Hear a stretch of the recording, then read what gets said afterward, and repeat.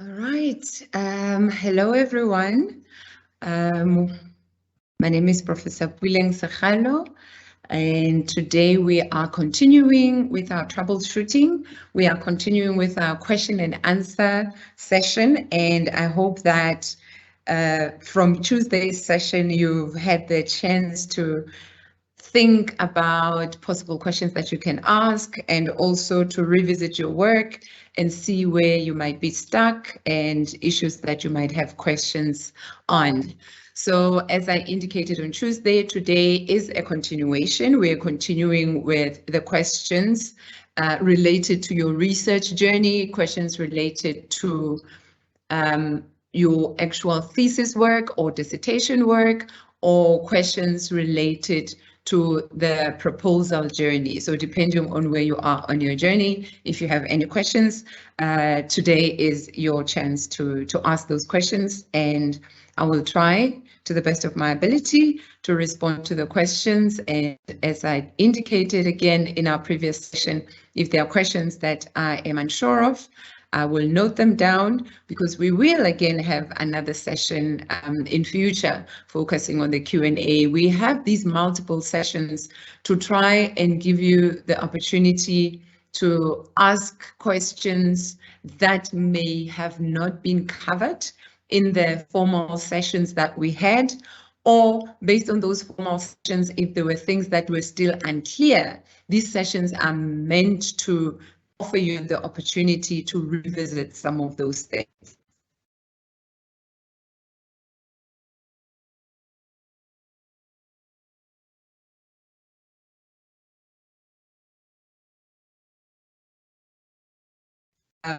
Questions down. I will start by responding to these questions first. So the first question was from Anonymous, who was asking, with the DBL from SBL from our School of Business Leadership, the proposal is required with registration. Is this correct? Well, that is not correct. What is required is an outline.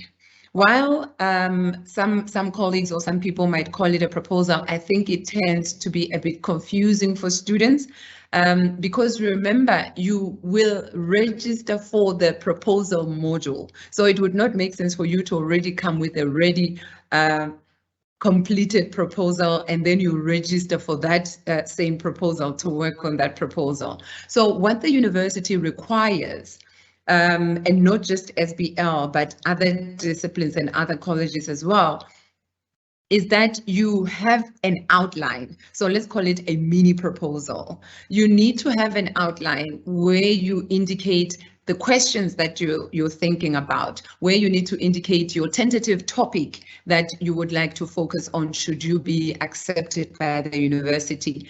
And with this outline, so the outline is about 2,000 words.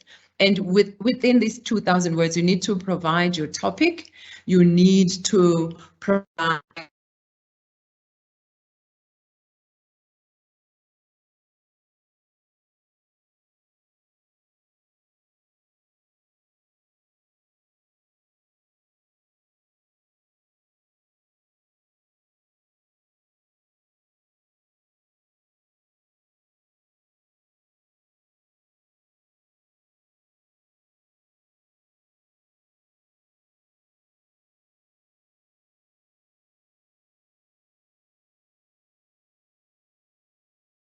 Okay, apologies for that. I think I'm experiencing some network issues. I hope that won't be a challenge as we go along. But as I was saying, the outline is required by the university. It's required by the department that you're interested in registering with. So what that does is it offers the department the opportunity to circulate your outline so that prospective supervisors can look at the idea that you have. Firstly, for us to check whether there is expertise in what you want to register for and want to do a study on, because you cannot register if there's no one who's going to supervise you, who's an expert or who's knowledgeable in the field or topic that you want to focus on. So that's the focus, then the basis of the university requiring an outline before you can register. So If your outline is accepted, then and only then you will be allowed to register. So if there's no capacity, or if there's no person who's knowledgeable or an expert in the field that you want to focus on, then unfortunately you will not be accepted. But if there is, and most of the time there is, because ideally we would assume that you would have familiarized yourself with the department that you're interested in. You would have looked at the website and looked at the staff members, the professors, the lecturers, and look at what work they are doing. And before you even go all the way to prepare an outline and submit to UNISA, you would be having an idea of what the research focus areas of people in that department are. So that is what is required, even for SBL as well. Okay, all right. And then another question was around continuing to work on a proposal. So the question was, I'm registered for my proposal 2022, still working on my proposal October, and then afterwards I'll be receiving feedback from my supervisor. I'm unable to continue with my studies in 2023.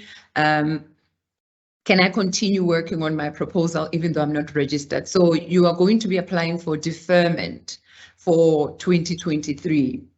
But you want to still continue working on your proposal. Of course, you can continue working on your proposal. You can read, you can work on the proposal, but what will not happen is that you will not have access to the university library and sources at the library because you would not be an active registered student, and you will not be able to get feedback from your supervisor because you will not be officially registered. Okay, and remember, as I said also on Tuesday, it's not automatic that you will be allowed to re-register for the proposal module if you do not complete it this year. So you need to get permission for you to re-register for your proposal module. So your supervisor needs to support that request for you to re-register for the proposal module. Okay, so I hope that is clear, and then it answers the questions that were still remaining on Tuesday. So what I'm going to do now is I'm going to go to the questions for today, and I see that there are no questions yet. As I indicated, that this is an opportunity for you to ask whatever questions you may be having regarding either the theory, the literature, your objectives for your study, the research methodology, how do you work with the data, anything research related, and other things that may be related to the research that you're doing. You may pose questions anytime you want. Okay. So for now, I do not see any questions. I'll just give you about a minute to think of questions. I was hoping that as I was responding to the other questions, that would give you the opportunity to also think about your own questions. But that's fine. I'll give you a minute to think about questions that you might have, and then we'll continue.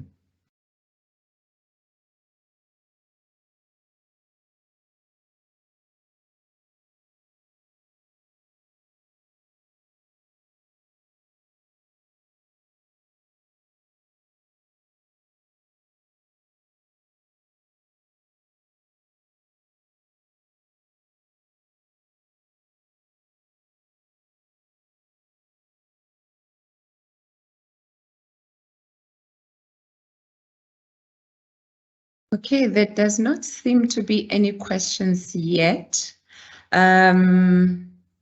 So in anticipation for the possibility of us not having ready questions ready on the go when the session starts, I prepared a few points, also just driven by some of the questions that were asked on Tuesday, but also some general issues that are often asked by students working on their proposal or the actual research as well. So while you're still thinking about your questions, I'll speak to some of those issues as well, and hopefully that will also encourage you to come up with some questions that you may be having. Okay, but before I do that, I see there's a question from Tabile. Tabile is asking, I'm struggling to find literature. I'm busy with my proposal and most journals need payment. Tabile, ideally, you should be having access to hundreds and hundreds and hundreds of literature or access to journals, because the university subscribes to many of the journals that are behind, that have a paywall when you go. So my question to you is, how are you sourcing this literature? So if you're just going to Google and looking for literature, there it's going to be difficult for you to access most of the literature, because as you say, yes, most journals do require payment. Okay, so what you need to do is that you need to access the literature via the UNISA library, right? So you need to be logged in as a student at UNISA and with all your credentials, your login details, and then you go via the library. So when you go to the library and search for literature there, you should be able to have access to hundreds, and I mean hundreds, of journals that way, because the university has already paid. So that payment that you're talking about, the university has already paid that. So what that means is that the university subscribes to many of the journals. And with that subscription, then we get access to all the articles that are published by those journals. Okay, so please just let me know the platform that you've been using, how you've been trying to source this literature, and then I can be able to then assist you in terms of whether it is because of the platform, how you are trying to access the journals, or whether through the library still you are having challenges with accessing the relevant articles that you want. And again, like I said in the previous sessions, that make your subject librarian your friend. So if you are working on a particular topic and you want to do literature and you're struggling to find relevant literature, Tuesday I spoke about keywords that you need to have. So you have a topic, what are the key issues that you want to focus on?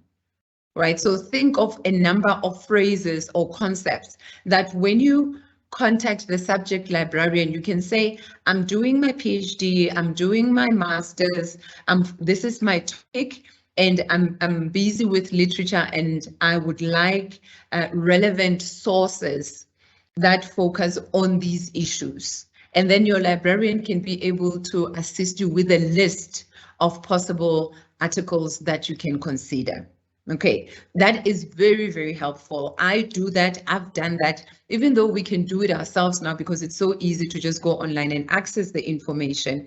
But our subject librarians are also there and very willing to assist. If you find that when you're doing it on your own, you're struggling, then contact your subject librarian. And if you get to paywalls, then it is possible that you are not going to the journals via the UNISA library, which is what you need to do. If you do not do that, you will be faced with having to pay for accessing the articles.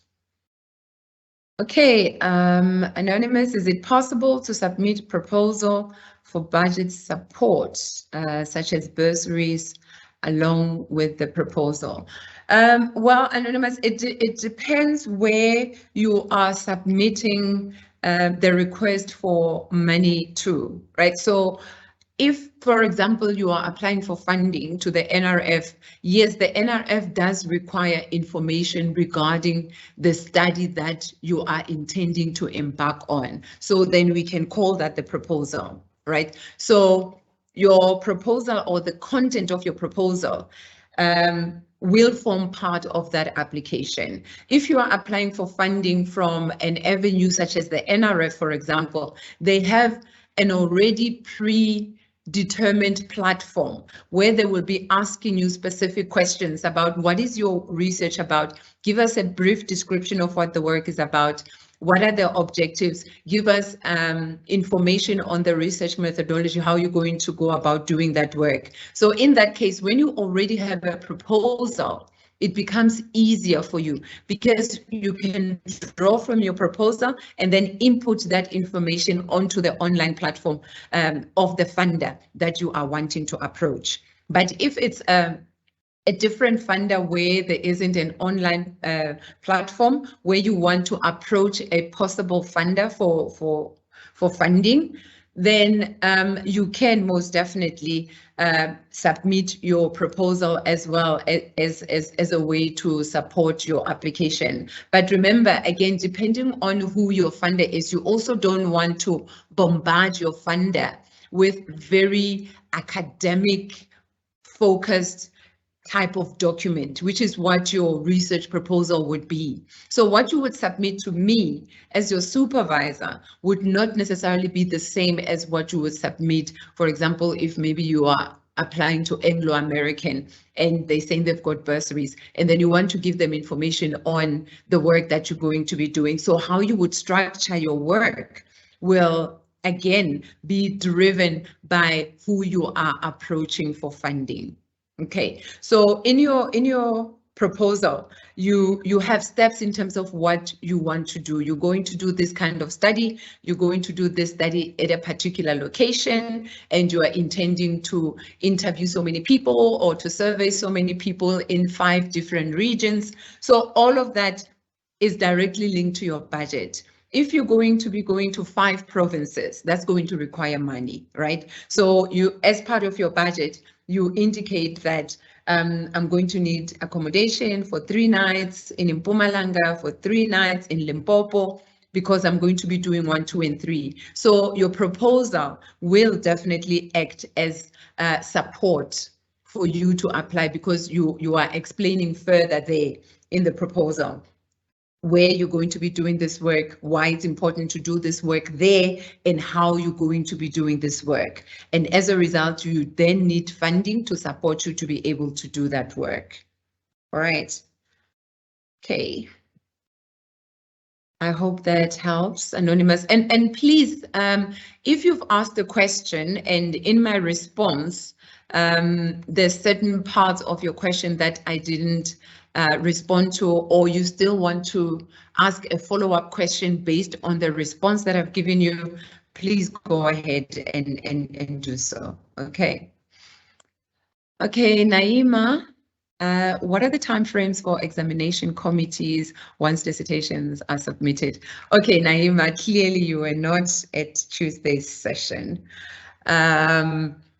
So we spoke about it. A similar question was also asked on our previous session.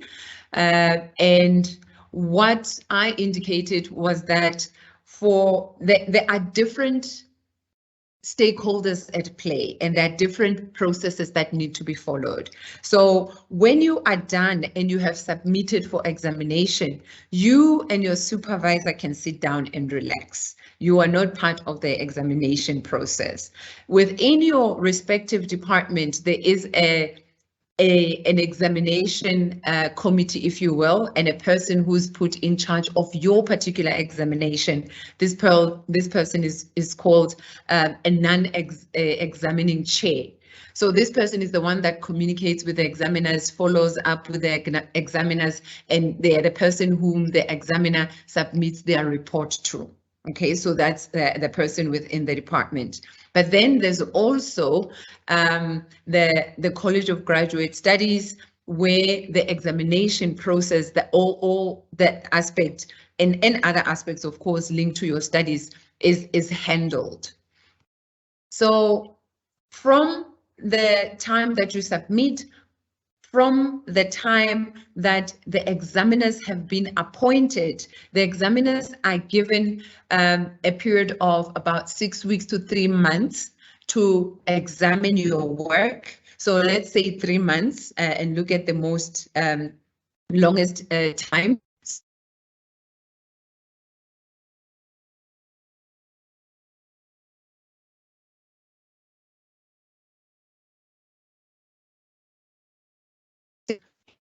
go is going to be okay. Network issues. I do apologize. I think this is going to be on and off, so I ask for your patience in advance, so I might be in and out. Naima, as I was explaining, that when the feedback comes back, the reports come back from the examiners, it's going to depend on what the outcome is. That is going to determine how long the process will then take place before it's finalized. So whether you are passed without corrections, passed with minimal corrections, and then revised and resubmits, which means another year for you, or the last one being a fail. So with the 1.1, which is very rare, the process will go quickly because there wouldn't be any revisions that are required. But the one that most students would get would be a 1.2, which means there are revisions that you need to make, but they're not so extensive. So you are given a month to work on the revisions and then resubmit to the satisfaction of your supervisor. And then when that process is done, after that month that you've done the revisions, then your supervisor will send those revisions. Of my answer to Naima about the dissertation process. So Naima, you can look at about 6 months for the whole process to be completed. So if we're thinking of a minimum of 6 weeks for the examiners to examine, but then understanding that it may take up to 3 months for them to examine, and then the feedback comes back, it's given to the supervisor who shares it with you. And if you got a 1.2, which is you passed but with revisions required to the satisfaction of the supervisor, that's going to take another month. So it's going to be about 4 months. And then after that, all the admin processes have to be followed from the department to the college level to the university level, after which you will then receive that letter that tells you that you have successfully completed your qualification.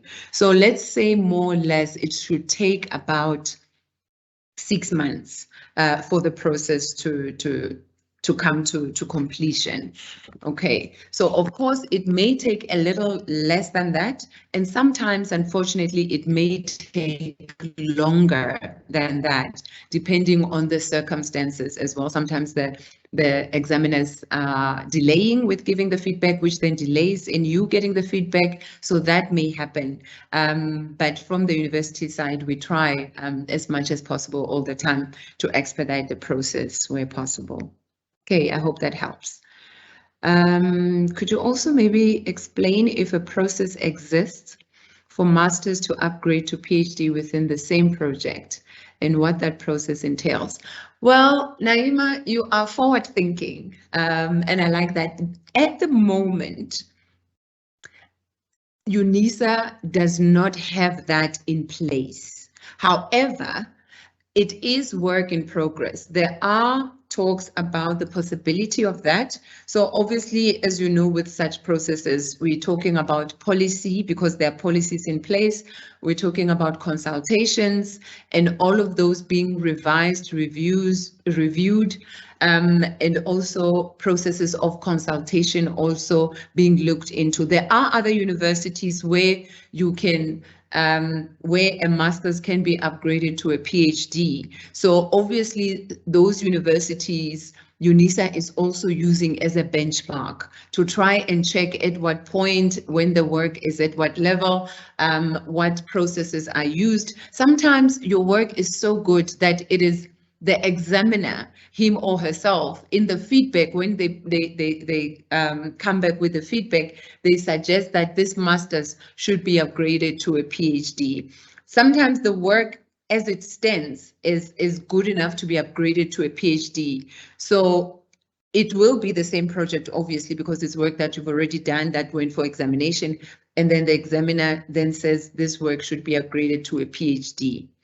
Right. So sometimes what then happens is that there might be some extra work. So that The work is good enough to be at PhD level, but maybe what might be required is 1, 2, 3 in terms of highlighting this, maybe working on a particular section of the work to make sure that it's at the standard of a PhD. But overall, the work that has been produced by the student is actually at the level of a PhD, which does happen. And in that case, of course, we should consider upgrading the work to a PhD if the student has done such exceptional work. As far as I know, at the moment, it's not in policy yet, but it is something that the university is considering. So I'm guessing that in the near future, that is something that is possibly going to happen, right? Amongst many other things that the university is looking into and considering, like, for example, PhD by publication, where you do publications instead of producing a single document that is your thesis. Okay, so these are things that are in the works. These are things that are in the talks are happening around it, because it only makes sense to have these possibilities and options for students to have, depending on the kind of output that they provide. And for some, doing publications might be better than actually writing a whole thesis. Okay. And other requirements that will go along with that. I hope that answers you. Okay, Tabile, thank you for the follow-up. I've been doing it through Google Scholar and I tried the UNISA library. I struggled. I'll take advice and use the subject. Yes, please do that. Please do that. If you just go directly to Google Scholar, you will hit a paywall, definitely. Because what happens is, if you have logged in with your UNISA credentials, then the UNISA system picks up that you are logged in as a UNISA student. So I wonder if maybe you've tried, when you are logged in as a UNISA student and try to go to Google Scholar, whether it can identify you. And if it identifies you, then it should be able to allow you to access the work. But I think the easiest way for you right now is maybe to contact the subject librarian, as I suggested. I'm not sure what the struggle was with the UNISA library when you tried on your own, but when you are speaking to the subject librarian, do explain what it is that you tried, and what were the issues, what message did you get when you tried, or what were the issues that you experienced, so that maybe the subject librarian can assist you with resolving those issues, because you don't want to be solely reliant on the subject librarian. Ideally, you also want to be independent in sourcing the articles for yourself. Okay, but yeah, speak to your subject librarian and then your issue should be sorted. Okay. Good evening, Prof. Kindly explain the importance of publishing research articles within the context of building a reputable academic profile as a young and up and coming future scholar. Okay, brilliant question. Remember, when you're doing your master's or your PhD, that is your opportunity to show us, to show the academic community, hence we have external examiners, to have others in the field to also engage with your work. When you're doing your master's and your PhD, it's an opportunity for you to show us, for example, at master's level, that you understand the process of doing research, that you understand all the different aspects of conducting research, from research methodology to actually take up a project from beginning, a research project from the beginning to the end, and produce a coherent body of knowledge. And when you're doing your PhD, of course, we need original contribution. Okay, so what happens beyond that? When you have done this work, or while you're still busy with this work, another aspect of academic work is publishing research articles, is publishing book chapters. And the importance of this for someone who's interested in becoming an academic is that you are introducing yourself to your peers, you are introducing yourself to other colleagues in your field.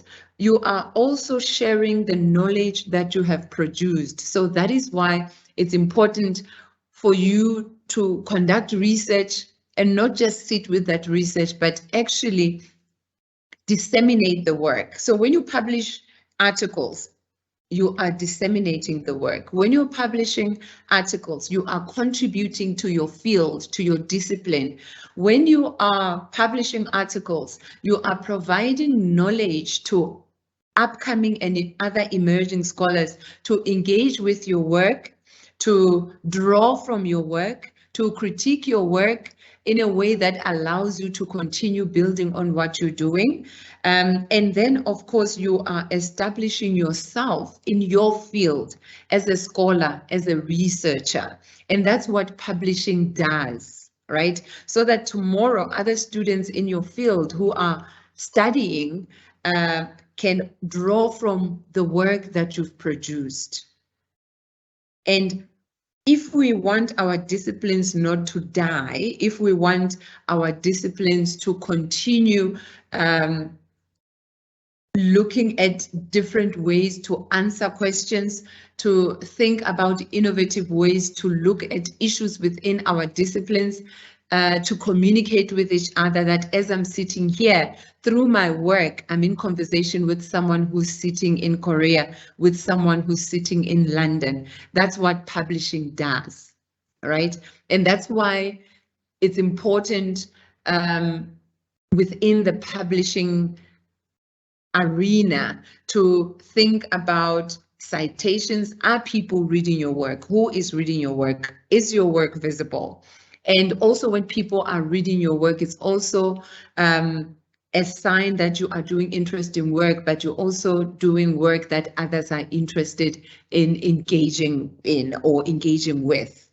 Okay, so that's what publishing allows you to do. So it is very, very important for you to start doing that. And that is why now the university has made it a requirement for master's and doctoral students to publish, to have publications from their research work. Because remember, when you are done with your master's or PhD, your thesis is going to go to the library.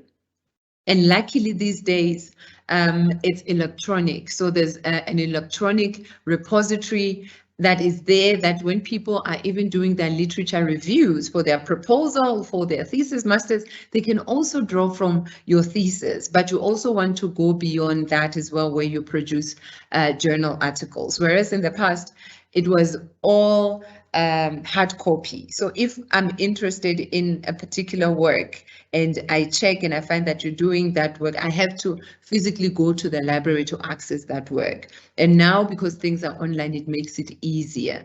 So publishing research articles is important for you as a scholar. Publishing research articles is important because it also is directly linked to funding as well. When you apply for funding, many funders will say, send us your CV, send us a list of your publications. So you need to have that in place. It's important, of course, if you are going to be in academia, as part of your promotion, publications are required. Okay, so I hope that assists you in terms of understanding the importance of publishing research articles if you are an emerging scholar, an emerging academic who would like to be known and who would like to contribute in building and making sure that your field moves forward. And of course, eventually, if you want to be rated as a scholar by the NRF, publishing is important. And it's not just about publishing, but publishing in reputable journals. So you don't just publish for the sake of publishing. You have to make sure that you produce quality work and you send your work to reputable journals. Okay. My proposal is way beyond 20 pages. My supervisor has not said anything on the maximum page numbers. Will it be eligible for submission if the pages exceed 20? Of course, Anonymous. I've had students' proposals that are 40 pages, that are 35 pages. So what's important is to think about all the important aspects that need to be in your proposal. Is it clear what your theoretical framework is? And have you explained why it's relevant for your work, how you're going to use it? For some, that is a page. For some, that is 2.5 pages. For some, that is 3 pages. So it depends on the content and not just the quantity in terms of the page numbers, because you may find that the 20 pages consist of 8 pages of literature, or it consists of 12 pages of literature, but you have not really provided me with a convincing thesis statement. You have not provided me with an overview background on this issue and why it's important to do this study.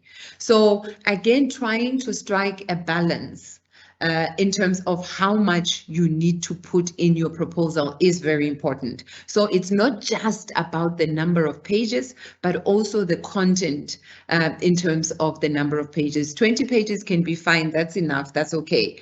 But you can have 35 pages that can also still be okay. If you have included redundant literature, if you have included dated literature, if you have included literature that is not directly linked to your work, or it's not clear to me as the reader why you've included these sources, then of course, then it's going to be too long. And as a supervisor, I will guide you and inform you that remove this, remove that, so that what you have speaks to your main topic, it speaks to the question that you're asking. But if your supervisor has not said anything, and you've submitted to the supervisor more than 20 pages, then it means, according to your supervisor, what you have is fine, and it speaks to and is all relevant to the theme or the topic that you're focusing on. So I would not worry so much about that right now. Okay.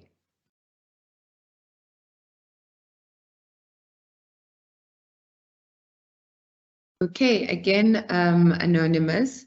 After submitting my MSc thesis, how long does it take to get feedback from external examiners? Okay, I think I've responded to that.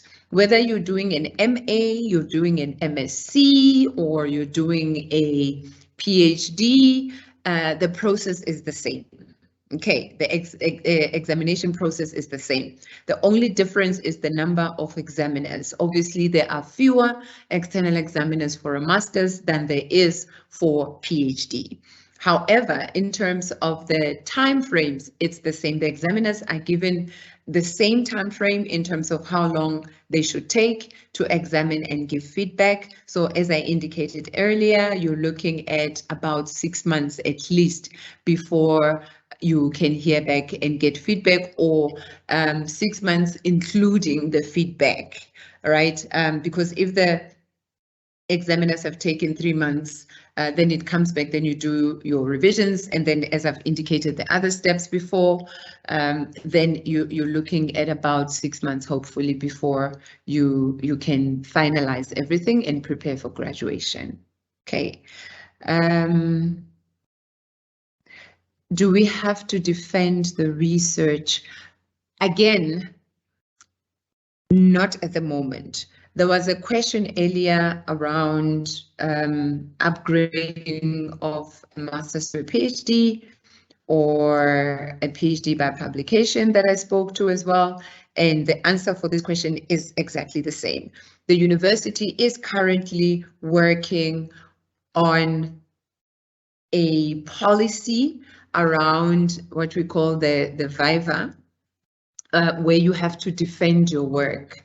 At the moment at UNISA, it is not a requirement for students to defend their research. However, in the not so long future, it is going to happen. It is in the works right now, and obviously all the necessary documents need to be in place, and it has to be in line with all the bodies, not only within UNISA, but other relevant bodies out outside of the university have to give the go-ahead as well.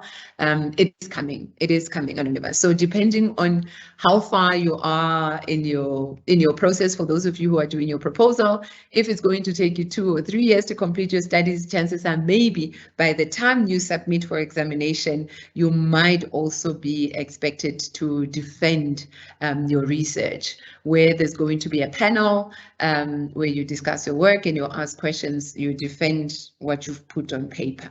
Okay, so that has not happened yet, but it is going to happen in the future. Not a maybe, definitely, but it's not finalized yet. Okay, so the question continued. If I have to defend, if the answer is yes, what are the chances of getting a fail from the external examiners if I still have to defend? Okay, so the examination process still follows the same route that it did before. It would follow the same. So the external examiners would look at your work, and then I've been part of panels in other universities where the external examiner, so as the external examiner, I was also part of the panel for the defense, because it would make sense for people who've read the work to also be in conversation with the student about the work. And it's often not a punitive process, or at least it shouldn't be. It should be a moment to provide the student the opportunity to speak about the journey and the process of actually doing that work. At least that's how I would like to see it. Okay, so because before the defense happened, the examination process happens and the examiners give their feedback. Obviously, if you've been given a 1.3 or a 1.4, then you will not go for your defense just yet. So a 1.3 means revise and resubmit. And in that case, the university gives you an extra year for you to work on the extensive revisions that the examiners would have given you. And then only after will the work again be considered for the defense. This would be after it has been submitted to examiners again. After that year, it goes again, like the previous time, to examiners. They will examine the work.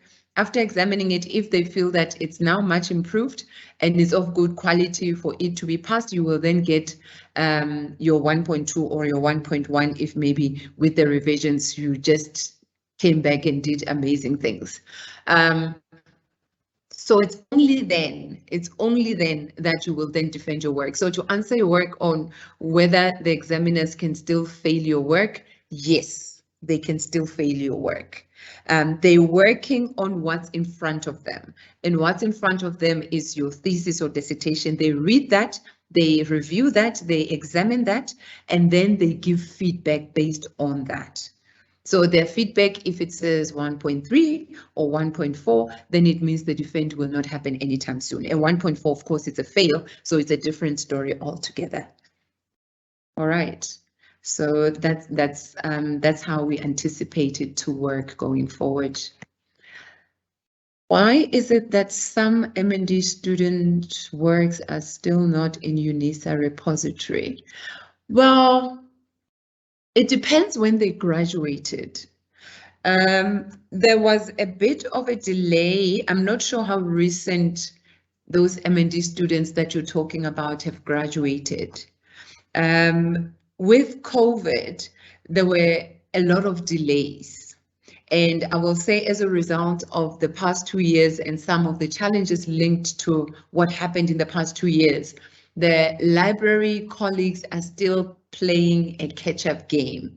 So if, for example, someone graduated last spring, or if they graduated last autumn, now in June, April, May, it is possible that maybe when you go to the UNISA repository, their work might not be available yet.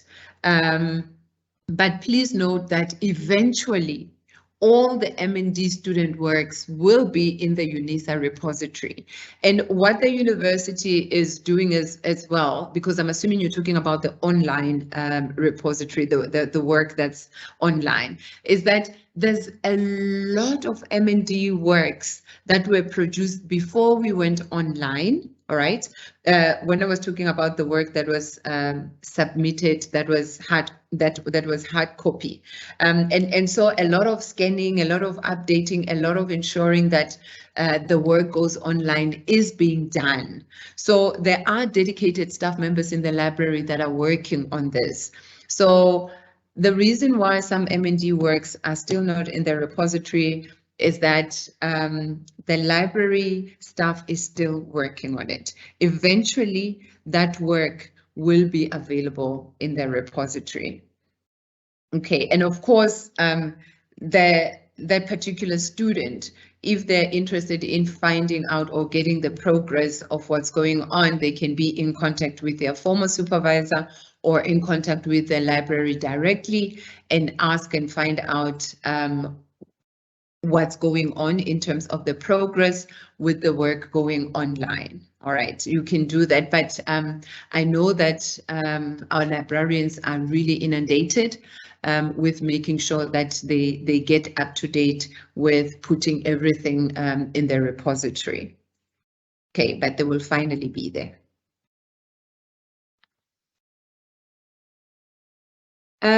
Anonymous, I am so sorry. Unfortunately, I can't assist with this question. Can you please recommend top-rated journals in the environmental field? Unfortunately, because that's not my field, I will be unable to assist. What I can suggest, however, is that please have a conversation with your supervisor and ask your supervisor to assist you with some of the main or highly rated journals or high impact journals in your field. Your supervisor should be able to, ideally, your supervisor should be able to assist you with a list of journals in that regard. Otherwise, again, as my response to an earlier question around access to the library, speak to your subject librarian. We work very closely with our librarians around journals that are good, journals that are high impact, and also in identifying hijacked or predatory journals. Some librarians actually offer sessions and webinars on this particular issue, on how to identify journals that are legit and journals that are not. So again, I would encourage you to speak to your subject librarian, because that person will definitely be able to assist you.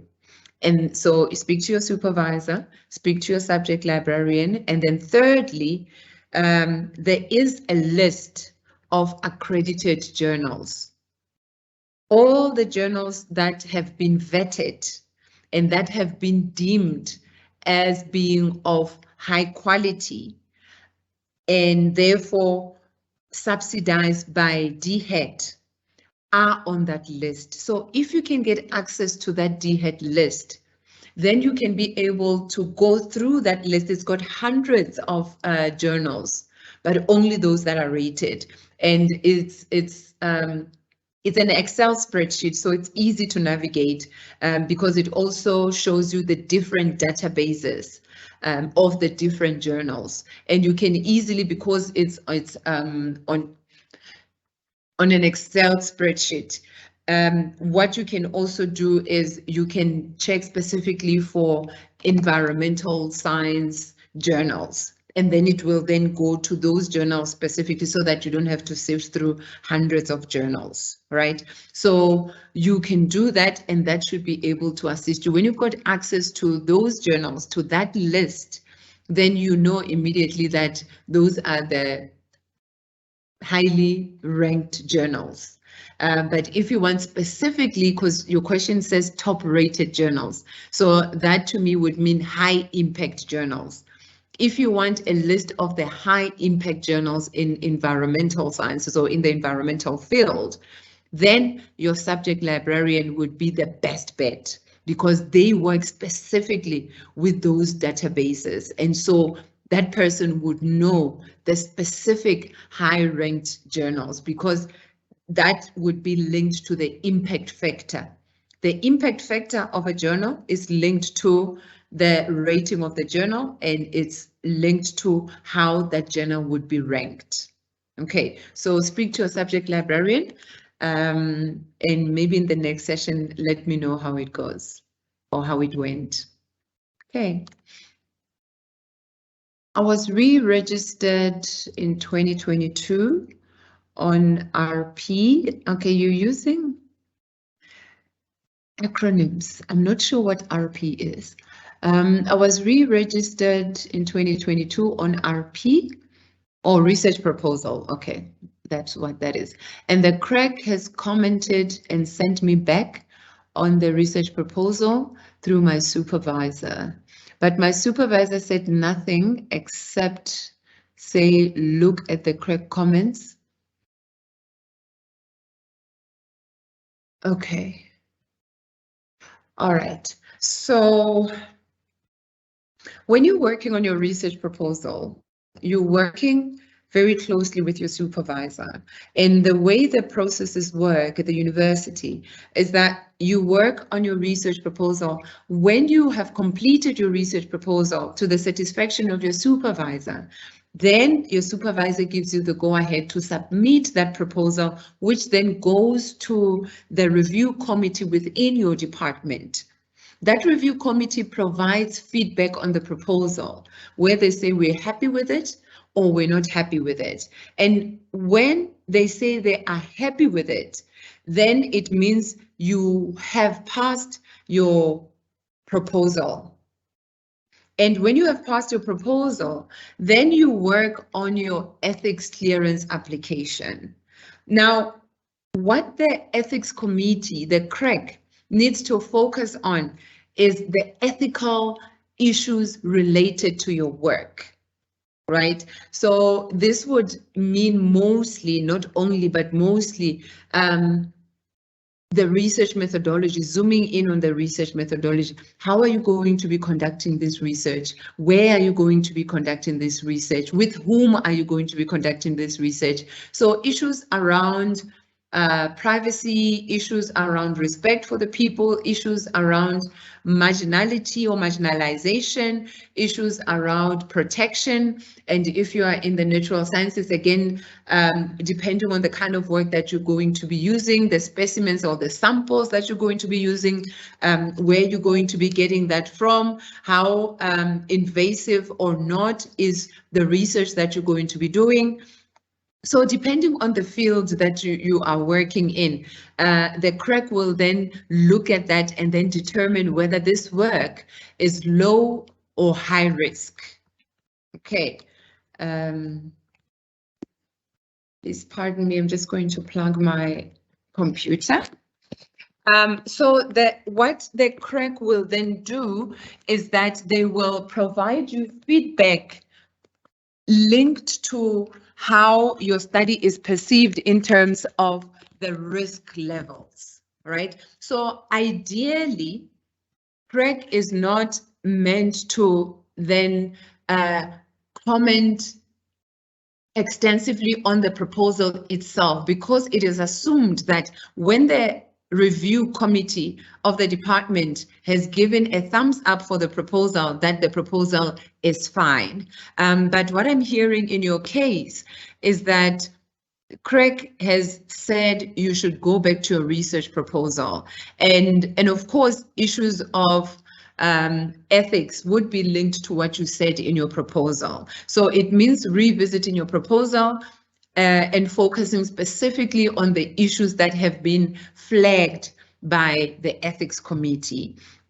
You say your supervisor said nothing except to say to you, look at the CREC comments. Okay, so have you looked at the CREC comments? Ideally, you should look at the CREC comments and then have a conversation with your supervisor around how you can attend to these comments. So you look at the comments first, and after looking at the comments, you then communicate with your supervisor, either supervision meeting, or you send an email saying, okay, I've looked at the comments and these are the main issues that they've raised or highlighted. And maybe you've already attended to some of those issues in the ethics form where the issues were raised. You've attended to that, and then you submit that to your supervisor to then give you feedback. So I'm assuming here, based on how you phrased your question, that the supervisor said, look at the comments, and then I'm assuming that what follows is, after looking at the comments, make the revisions, and then give to me to have a look at and give you feedback. All right? Or look at the comments. After looking at the comments, then we can have a conversation, or we can talk about some of those comments that are unclear to you so that I can clarify to you, and then you go back and you work on making sure that you do the revisions that have been requested of you. Okay, I hope that helps.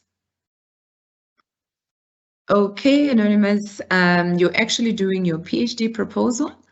And your query is that your master's thesis is not yet in UNISA repository, while your friends who finished after a year in 2021 in the same college has his work already published.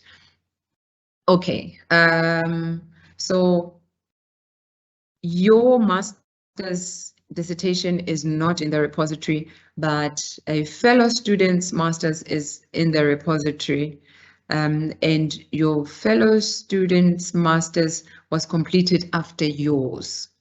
Okay, then I think there definitely is an issue. So what I would then suggest is that you contact the library. Contact the library and tell them that you're making a follow-up regarding your master's that was completed when? So if your friend finished a year after you in 2021, I'm going to assume that you completed in 2020. And now it's 2022. So ideally, your master's work should also already be in the repository. So what I will suggest is that you write to the library. Luckily, you are an active student who's busy with the PhD. So contact your subject librarian. There is a specific unit in the university that deals with repository work.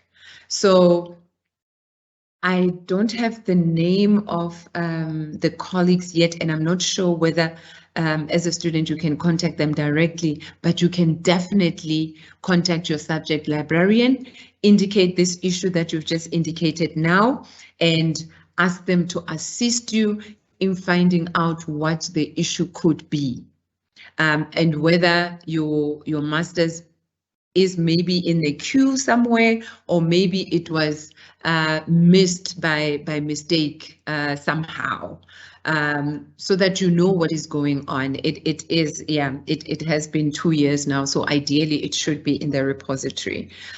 So I will suggest that you contact your subject librarian and tell them about your issue and ask them to assist you in following up to find out what is going on and to give you an update on the status of your work being put on the repository. Okay. Is there an online examination on the level of research proposal? I'm asking this question because I've received an email personally to follow the procedures and take the exam.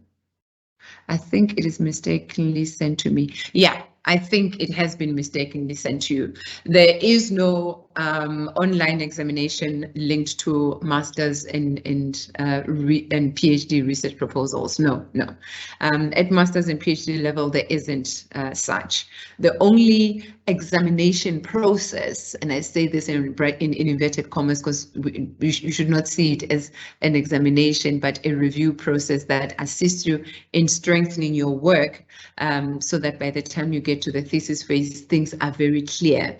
But it also gives an opportunity for additional set of eyes beyond your supervisor for feedback to you. So it's meant to strengthen your work. And that process is the proposal review committee that is in place in all the different departments. That committee looks at the proposal. Certain colleagues are identified to read and provide feedback, and then the committee then decides, and then after that you get feedback whether you have passed your proposal or have not passed your proposal. Okay, but there is no online examination with the master's and doctoral examination. So yeah, I think it has been mistakenly sent to you, so you can just ignore that. I can confirm that at some colleges at UNISA, the proposal defense is taking place before ethics clearance be granted for many years. Okay.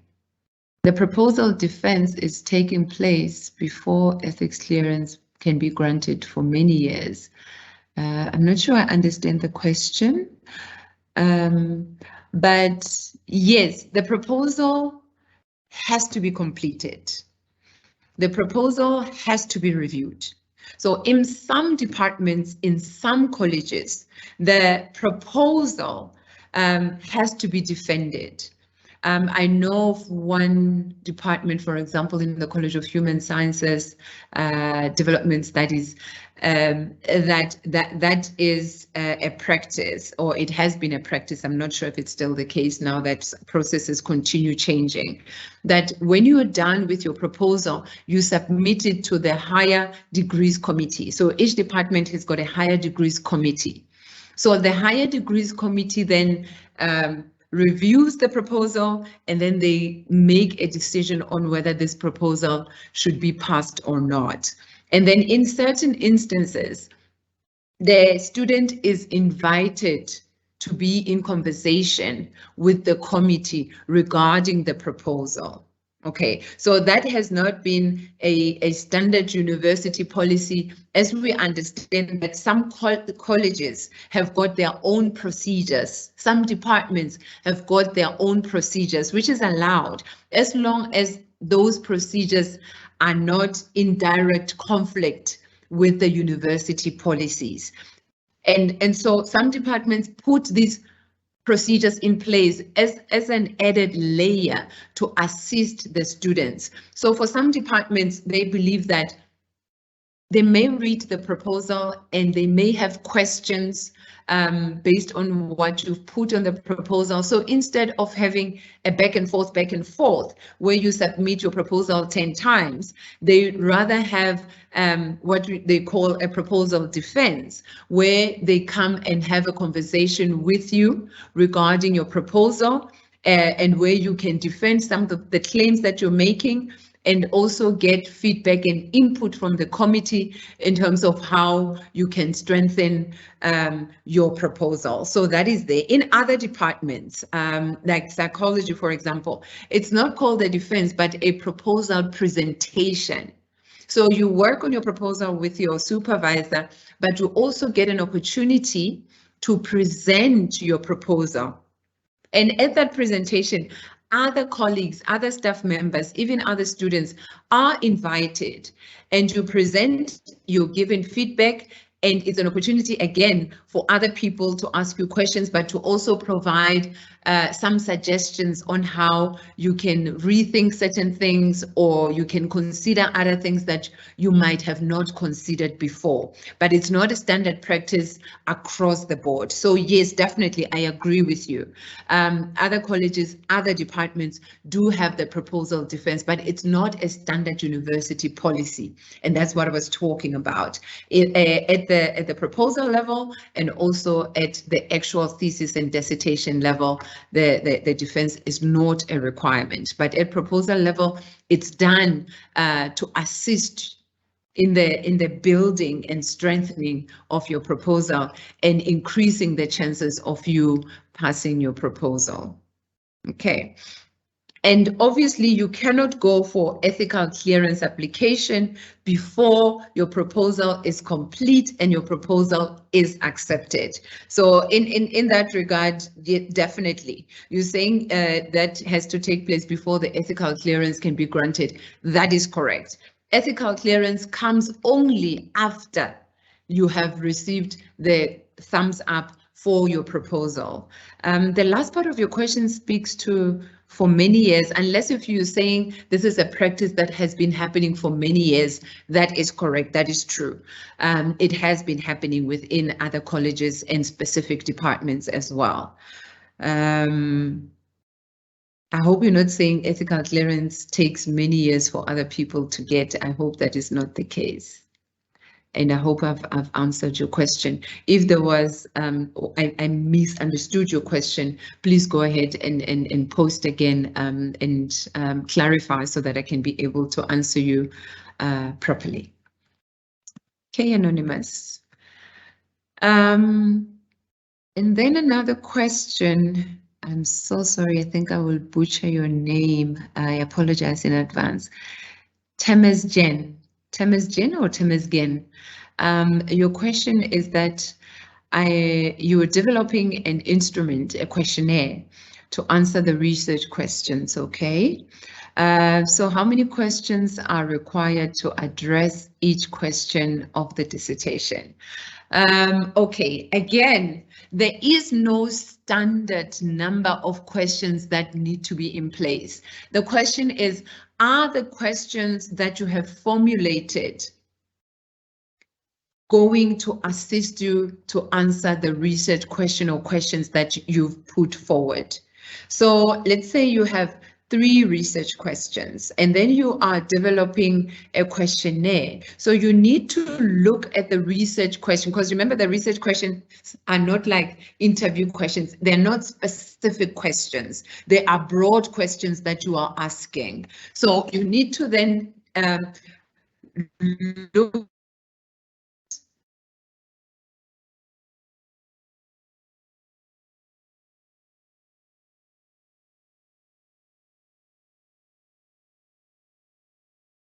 fine. What happened now? Okay. All right. And we were.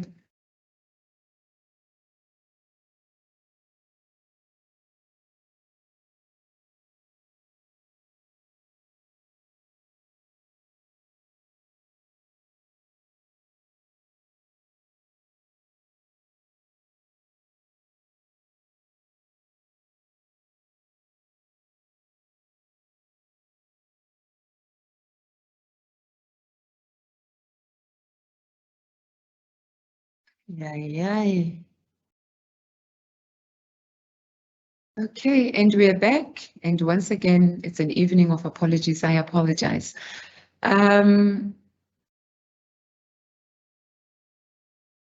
Okay, so I was saying that there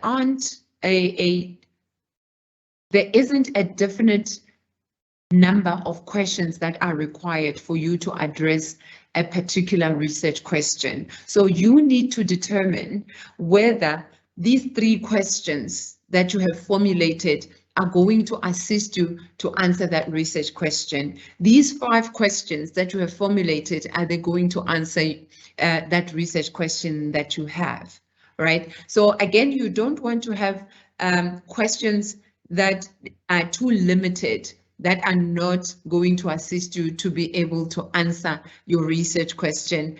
But at the same time, you don't want to have too many questions. Remember, you're going to give people a questionnaire. You don't want to give them 76 questions. You need to think about people's time, level of attention, but also people can look at the question, apply their mind, and be able to answer.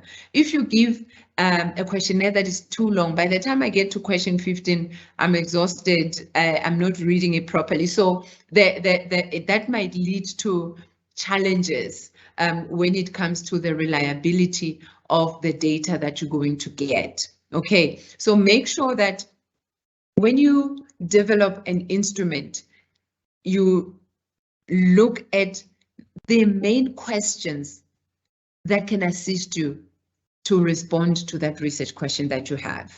Okay, so whether you have one research question, you have 3 questions, you have 5 questions, you have to keep that in mind. All right, would you indicate the maximum and minimum questions? Which will, and I'm often reluctant to do that because then you're going to try and limit yourself to that. But like I said, if you look at 20 questions, depending on your intentions as well, are you hoping to have the person spend 30 minutes on the questionnaire? An hour on the questionnaire? Is it going to be online? Are you going to be giving people physically where they have to sit down and answer the questionnaire? We receive a lot of emails. People inviting us to participate in their study. And you'll see most of the time they will say, I require 5 minutes of your time, or I require 15 minutes of your time. So if I'm busy with my emails, writing a research paper, and you send me a questionnaire that's going to take 45 minutes or an hour of my time, study, that might be a challenge. So that again is going to be determined by the number of questions that you're going to have. Okay, so I would suggest that try and not have more than 20 questions, right? Try and limit your questions to 20 questions. The questions can be as few as 5 questions.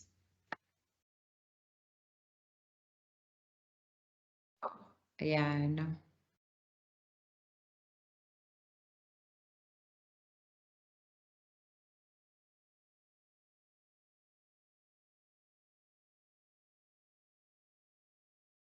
Okay, so I hope that answers your questions, Tim. Okay, Kukem, can you please tell me the final submission of proposal and got ethical clearance for 2022 year admitted students, please? I'm not sure what this means. Okay. I'm going to assume that you mean what is the final date for the submission of proposals. The date was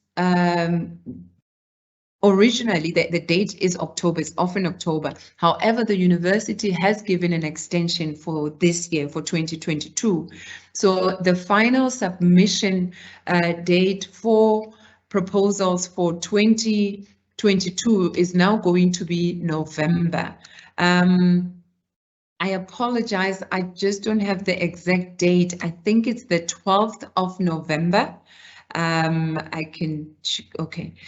The due date for submitting your proposal was meant to be the 7th of October, but now it's been extended to the 11th of November. Okay, so you have until the 11th of November to submit your proposal for 2022.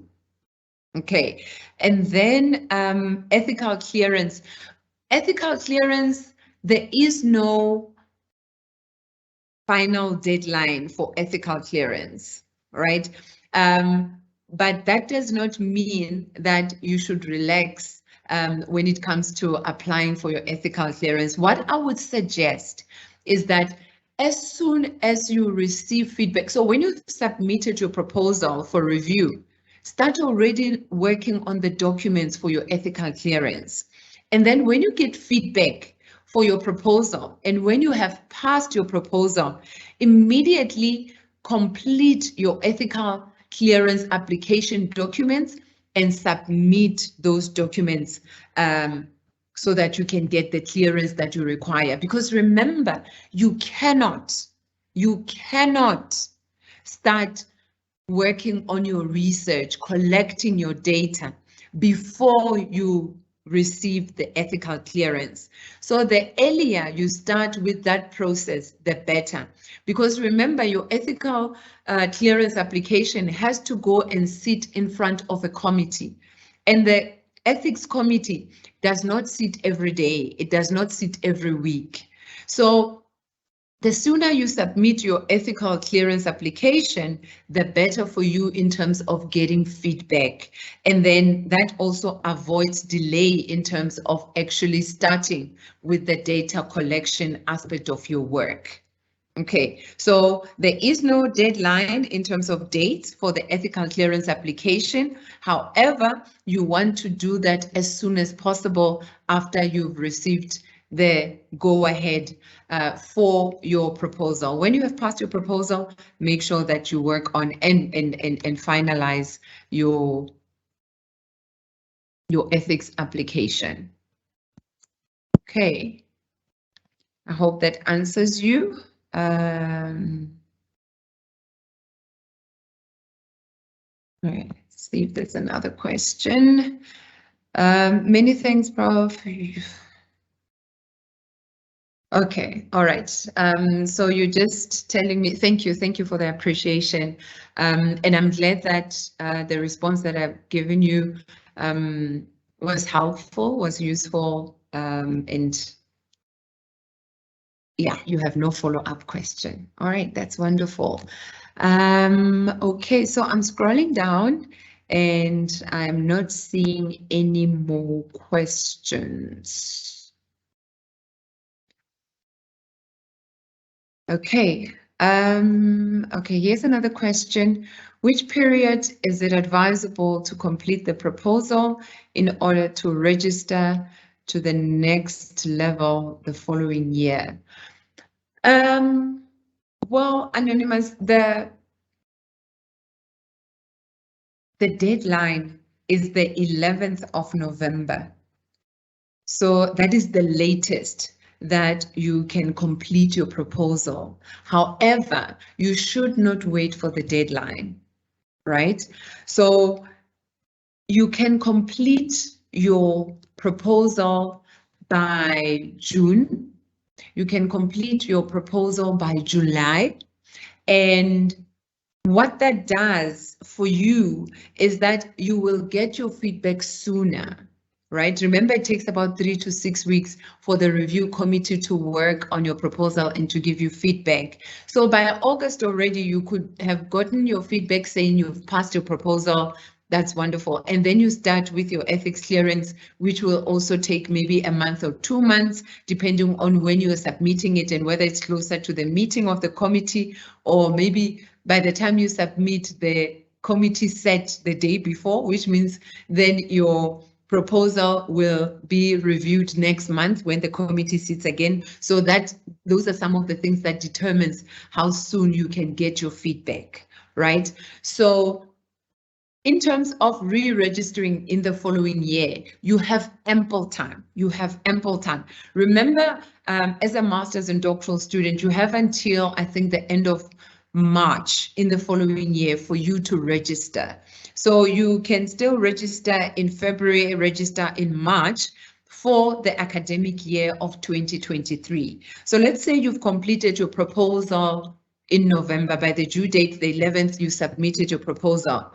And then between November and December, your proposal is being reviewed. By the time you are celebrating Christmas, you would have, or you should have received feedback on your proposal, okay, which then gives you those 3 months at the beginning of the following year for you to still be able to register and move to the thesis or dissertation phase, okay. So, but then obviously you can start earlier if you finish earlier.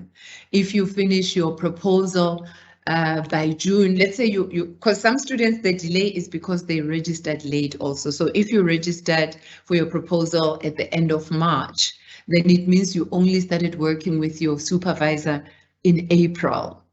So is it feasible for you to have completed in June? Maybe not, right? Maybe that's the time you have a skeleton of a proposal and you're still discussing issues with your supervisor in terms of the topic itself and the direction and all of that, still structuring things. So it might not be possible. But if maybe you registered in February and you worked very hard, within 2 or 3 months, you have a good enough first draft of a proposal that you can give to your supervisor who gives you feedback, and then maybe you revise, and then by July, August, you're done with your proposal. It goes for review, and in September, you've passed your proposal, and then you submit for the ethics clearance, and then by the end of the year, everything is done. By the end of the year, you've passed your proposal, you've gotten your ethics clearance. So what that then allows you to do is that as soon as the year starts in 2023, you're already jumping in, running, already busy with your thesis at that time. Okay, and depending on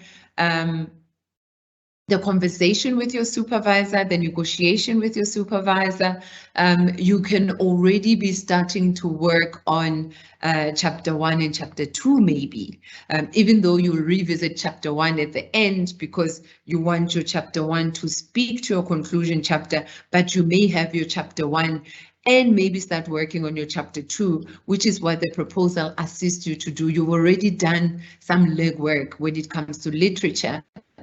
And also in terms of the background and all of that, you have it, which will form the bulk of what your chapter 1 is going to be focusing on. So what you can then do is then when you're done, by the beginning of the following year, you already have a draft chapter in place or 2 draft chapters in place that you and your supervisor can continue working on and shaping and reshaping.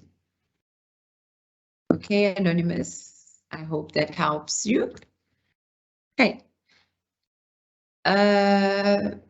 Please share the 2023 application period for the M&D bursary. I don't have the dates yet.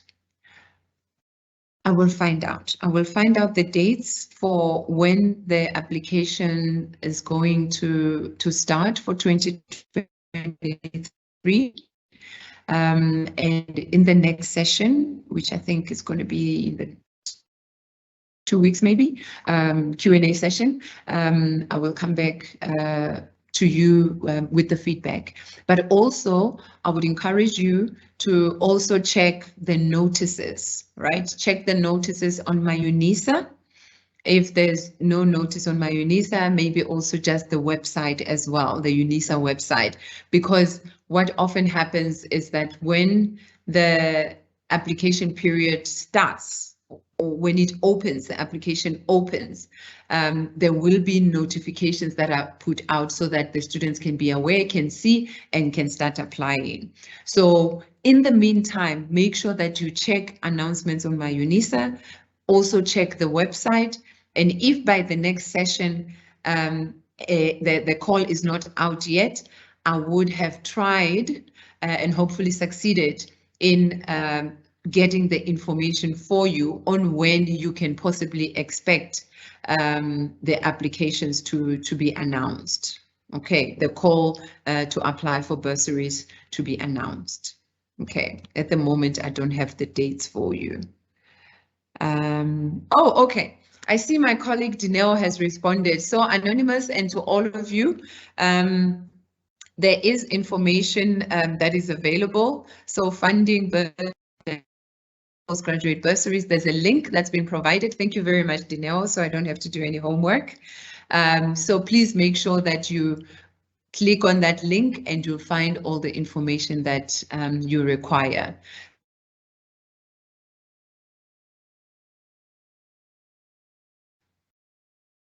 Okay.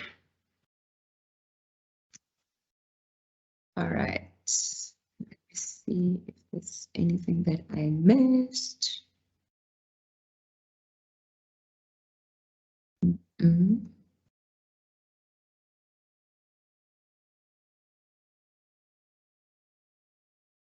Okay, I don't seem to have missed anything, but we still have half an hour, and what I will then do.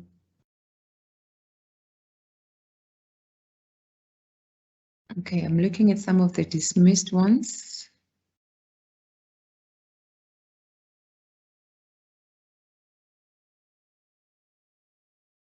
Okay, All right, thank you again for clarifying around the proposal defense.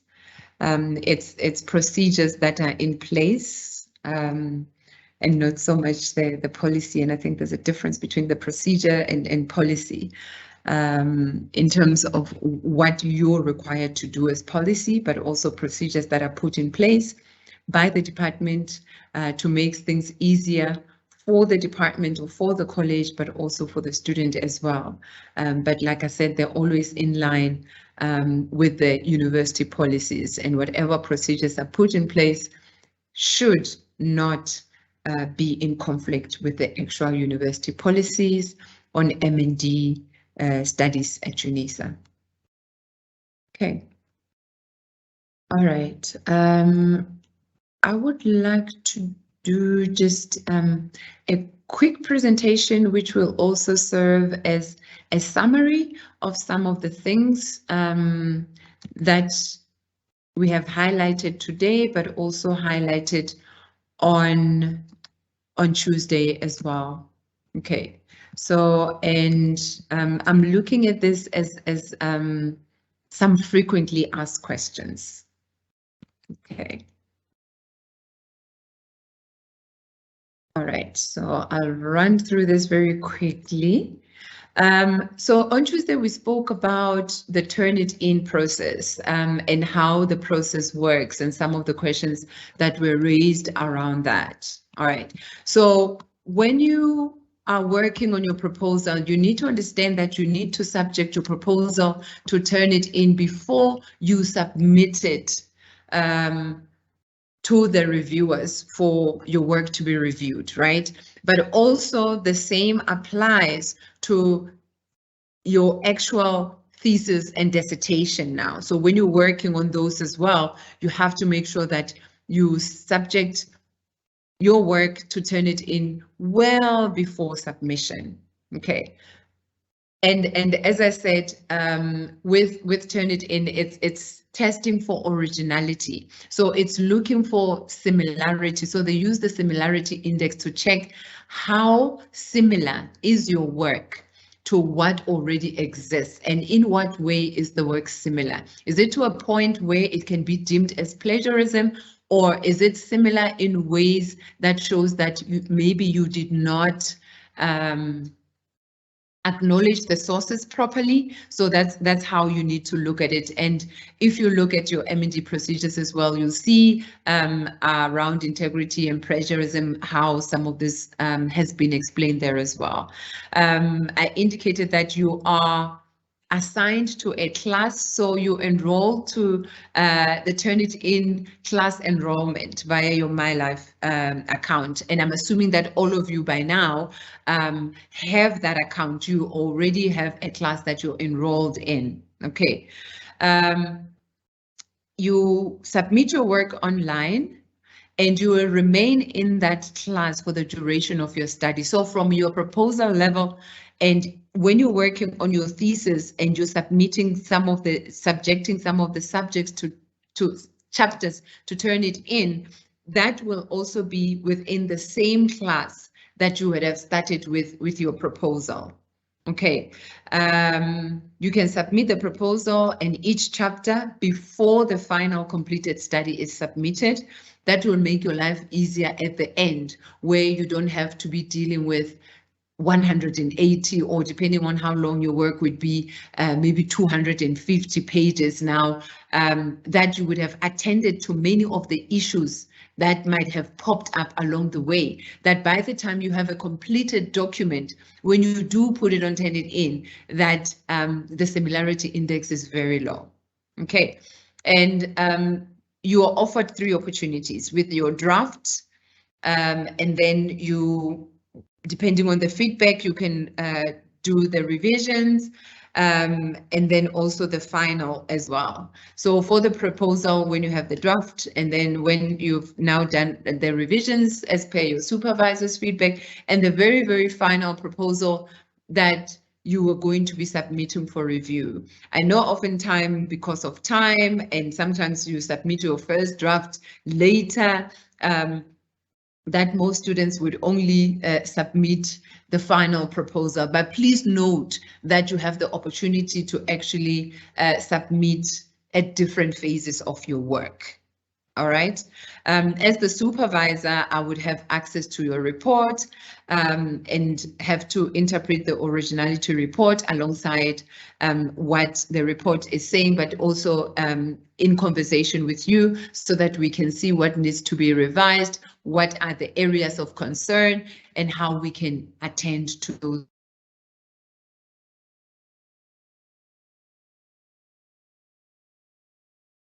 Okay, trying to move to the next slide. And then the intention to submit for exam. Very, very important. You need to discuss your intention to submit with your supervisor.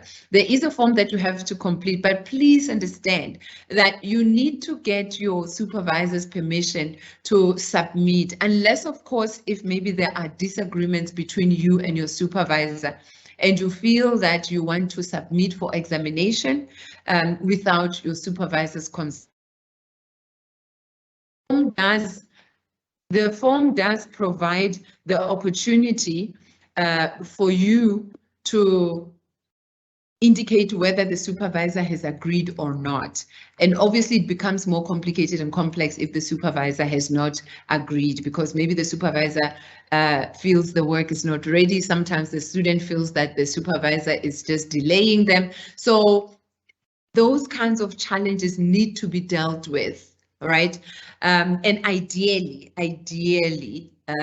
dear students, you would want to submit your intention to submit document with your supervisor's thumbs up. Please try as much as possible, unless, of course, there are some serious challenges between you and your supervisor. Okay.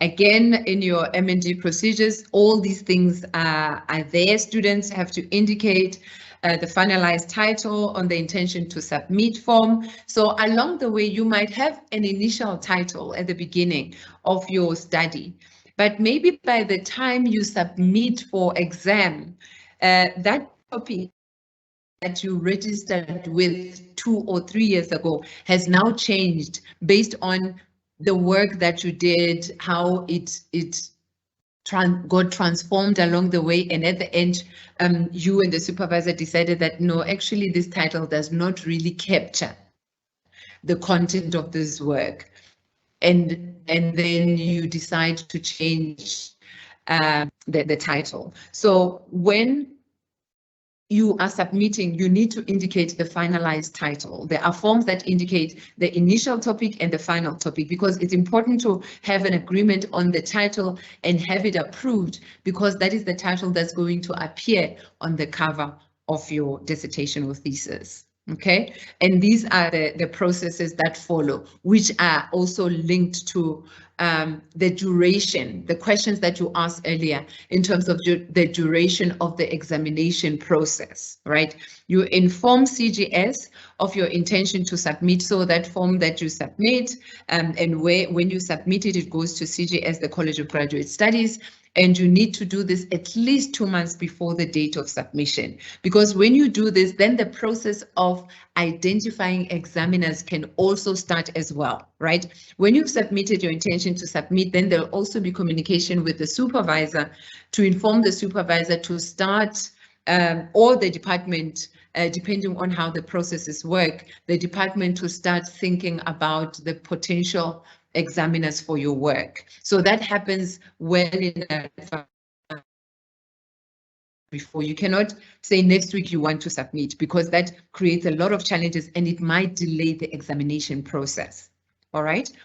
And then in terms of re-registration, to prevent re-registration, you have to submit the intention to submit. Even if maybe you're not going to submit by November or October, but you need to have submitted the intention to submit. That tells the university that you are in the final stages of your work, that by the time the registration period for 2023 comes, you would have completed your thesis and be submitting it. Okay, so it has to be, that form has to be submitted by the 30th of September of this current year. So we are now already in October, and if you have not done so, you are then already too late for submission for exam to be considered for exemption for re-registration, because when your work is being examined, you don't have to re-register. You are still an active student through that process of examination. But if the university does not know about that, we are assuming that you're still working on your thesis. Therefore, you have to re-register for the following year for you to continue getting guidance from your supervisor. Okay. So after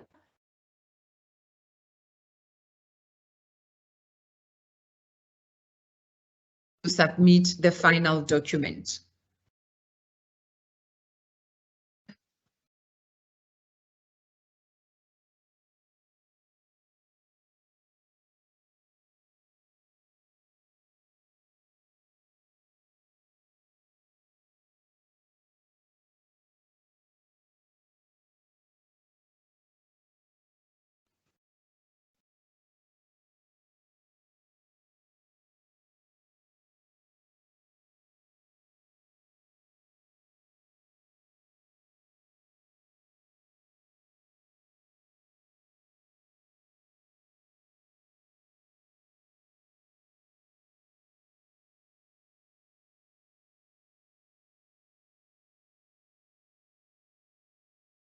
Okay, and we're back.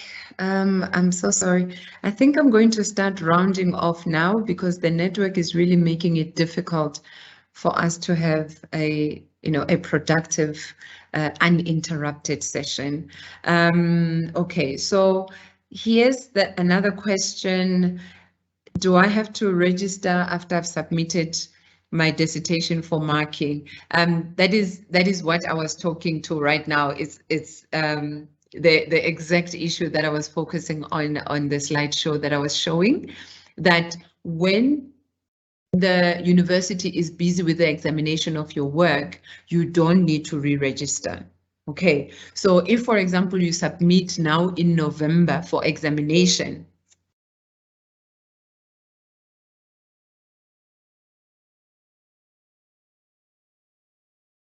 if you submit now for examination in November, then it means from December towards 2023, a few months within 2023, the university will still be busy with the examination process of your work. During that time, you just sit and wait. You don't have to re-register. You are regarded as still an active student.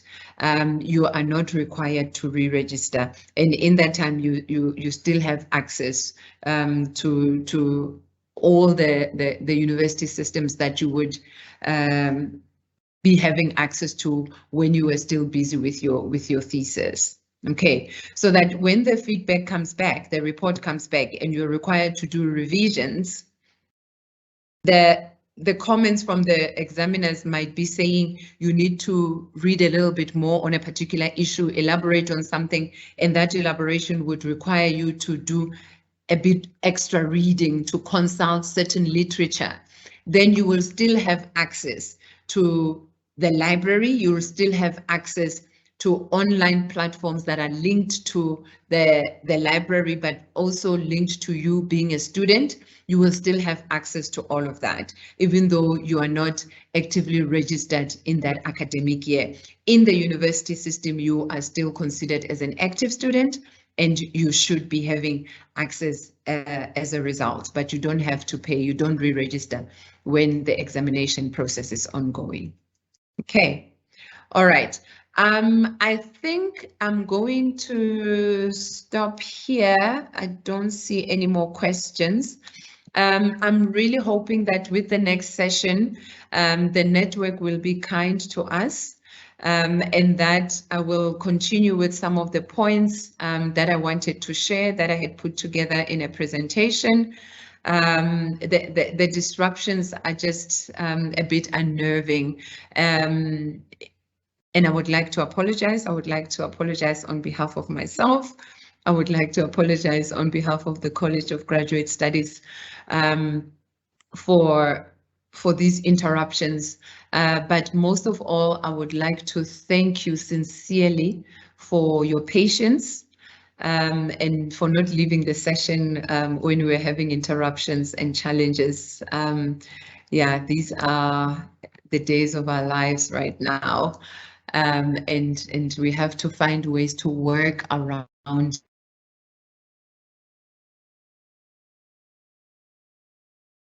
brings us to the end of our session for today, and I hope to connect with all of you again in the future session where we're going to be continuing on the question and answer session. Okay, thank you very much. Enjoy the rest of your day. Enjoy the rest of your evening, wherever you may be in the world. Thank you for joining the session, and goodbye.